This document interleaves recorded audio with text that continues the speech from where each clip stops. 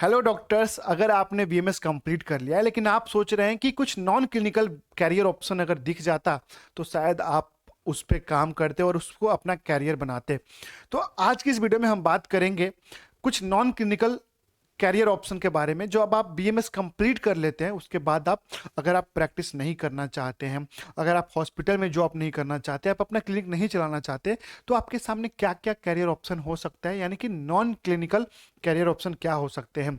नमस्कार दोस्तों, मेरा नाम है डॉक्टर विनय प्रसाद और आप देख रहे हैं द आयुर्वेदा। मैं पिछले 5 सालों से आपको बीएमएस, बीएचएमएस, बीयूएमएस इन सभी कोर्सेज के बारे में, मतलब कि पूरी आयुष के कोर्सेज के बारे में गाइड करते आ रहा हूं। मैं हर एक चीज़ आपको बताता रहता हूं कि आपके लिए क्या बेहतर होगा, किसमें फ्यूचर स्कोप ज़्यादा है, कहाँ से कैसे अर्निंग की जा सकती है।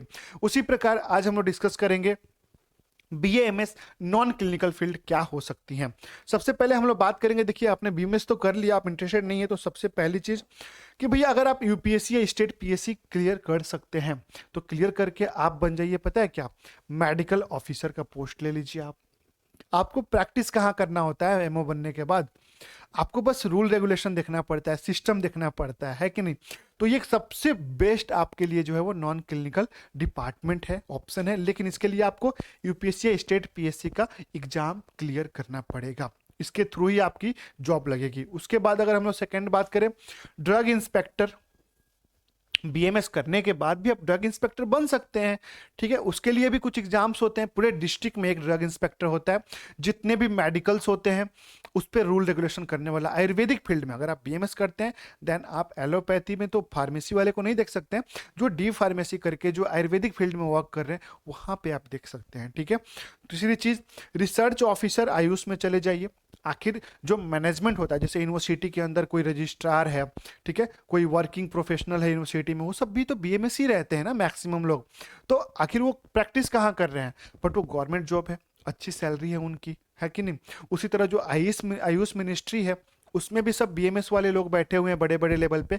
तो उसको कैसे अचीव करना है, अपना गोल बनाइए, अपना रोड मैप तैयार कीजिए और एक बड़े लेवल पे जाइए आप। ठीक है, उसके बाद अगर हम लोग बात करें लेक्चरर, सबसे बढ़िया, अगर आपको टीचिंग लाइन में जाना पसंद है ना, आपको इंटरेस्ट है टीचिंग में और आप प्रैक्टिस नहीं करना चाहते, आप पेशेंट से डील नहीं करना चाहते डे टू डे लाइफ में, तो आप टीचिंग कर सकते हैं, जिसमें आप प्रोफेसर, असिस्टेंट प्रोफेसर, लेक्चरर की जॉब कर सकते हैं। लेकिन इसके लिए एक चीज जरूरी है, आपको एमडीएमएस करना पड़ेगा, आपको एमडीएमएस करना पड़ेगा, तभी आप जो है टीचर बन सकते हैं। ओके, उसके बाद हम लोग बात करें तो हॉस्पिटल मैनेजमेंट में चले जाइए। अब बहुत से लोगों का आता है, जो सबसे एक्चुअल में बताऊं मैं, ये तो मैंने बता दिया एग्जाम्स क्लियर करने के बाद। इसके बाद जो लोग जाते हैं ना नॉन क्लिनिकल फील्ड में, जो लोग जाते हैं या तो टीचिंग में जाते हैं या फिर हॉस्पिटल मैनेजमेंट में जाते हैं। अब हॉस्पिटल मैनेजमेंट में क्या होता है, इसके लिए आपको एमबीए करना पड़ता है बीएमएस करने के बाद। एमबीए करने के बाद क्या होता है, आप जो है कॉर्पोरेट सेक्टर में चले जाते हो।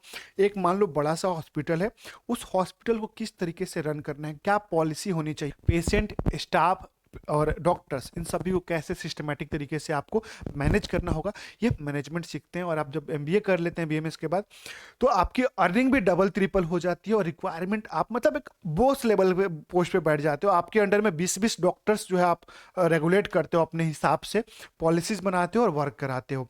तो इसके लिए आपको एमबीए करना होगा। और मैं आपको बता दूं कि इस टॉपिक पे मैंने एक बहुत बेहतरीन वीडियोस बना रखी है, बहुत जीरो से डिस्क्राइब किया। इस वीडियो के लास्ट में मैं लिंक दे दूंगा, आप वहां से देख सकते हैं।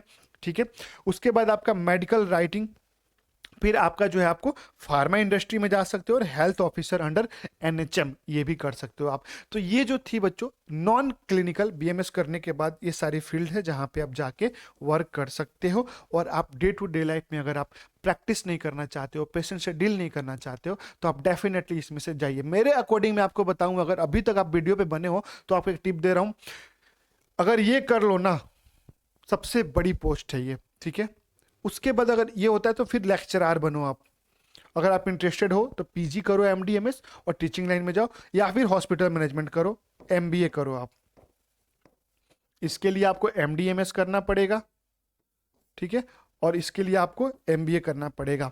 इन 3 चीज़ों पे फोकस करो। नॉन क्लिनिकल में जाना चाहते हो तो कैरियर बिल्कुल ब्राइट है, बहुत अच्छी अर्निंग है, बहुत अच्छी रिस्पेक्ट है, आपकी एक अलग आइडेंटिटी बनेगी। नॉन क्लिनिकल फील्ड होने के बाद भी डॉक्टर साहब तो आप हमेशा रहोगे।